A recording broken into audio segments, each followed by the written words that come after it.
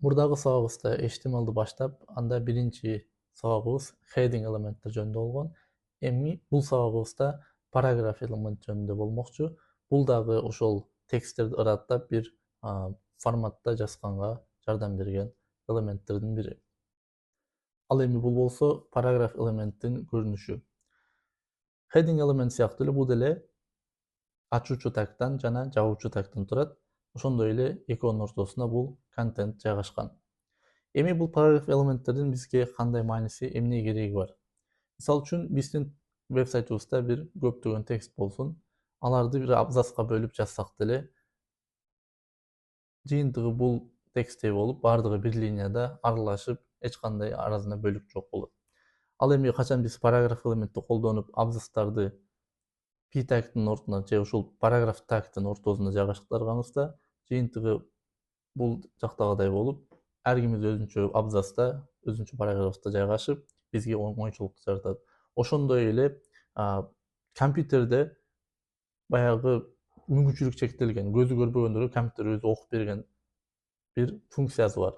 Ошол окуганда бул веб-сайттан параграф экенин белгилеп, адам ошол мүмкүнчүлүк чектелген адамдарга ар бир параграфка оңой секирип, оңой өтүп окууга дагы жардамы тийген жагы бар.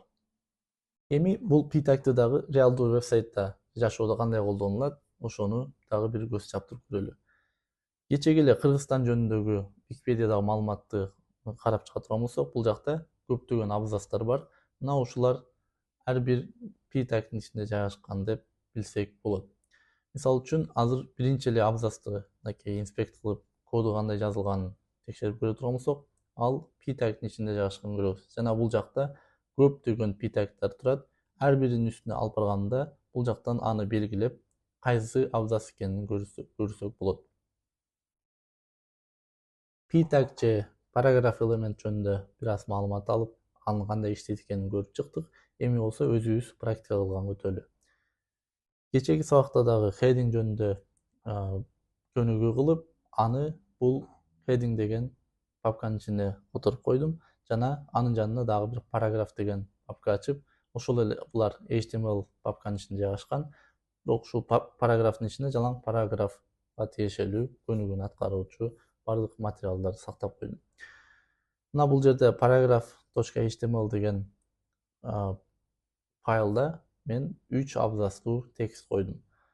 Бирок бул тексттерди мен show preview кылып бул жактан браузерден көргөнүмдө эч кандай параграф же абзац болбой, бардыгы бирдей бир линияда чогуу жайгашып калган. Бирок биздин максатыбыз моундай көрүнүшкө жетиш керек. Азыр болсо паузага коюп, өзүбүз кылган аракет кылып көрөбүз.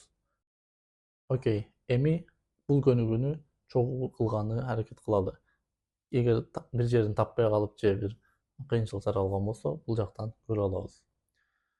Мынакей биздин жыйынтыгыбыз могул сүрөттөгүдөй болуп чыгыш керек эле. Бирок азырынча андай жыйынтыкка бул жерде жете элек. Эми ал жыйынтыкка кантип жетебиз? Мынакей бул жерде биринчи бөлүк турат. Буну ушул p тагтын ичине, параграфтын ичине ороп коебуз. Биз p жазабыз.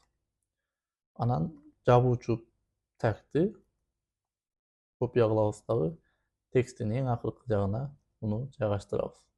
Деп сактап, анан эми ачып көрөлү. Мынакей карасак, биринчи абзацыбыз өзүнчө бөлүнүп калды. Эми кийинки тапшырма болсо, кийинки абзацты дагы p тагтын ичине жайгаштырабыз. Мынакей бул жабуучуну кайра копия кылабыз дагы.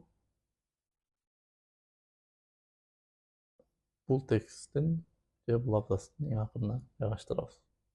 Бул дагы өзүнчө бөлүндү. Эми бул дагы өзүнчө бөлүнүп калды. Үчүнчү бир жака p тагты коюп алсак деле, бирок кийин дагы бир текст кошо турган болсок, албетте ал кайра аралашып калат. Ошондуктан бул жака кайрадан p таг коюп койгонубуз жакшы. Муну дагы эң акырына жайгаштырабыз. Эми мынакей бардыгы бөлүнүп, ортосунда мынакей абзацтар кадимкидей текстти башка мааниде башка абзац экени көрүнүп калды. Ушу менен сабагыбызды жыйынтыктайбыз. Эми кийинки сабактан көрүшкөнчө Жакшы туруңуздар.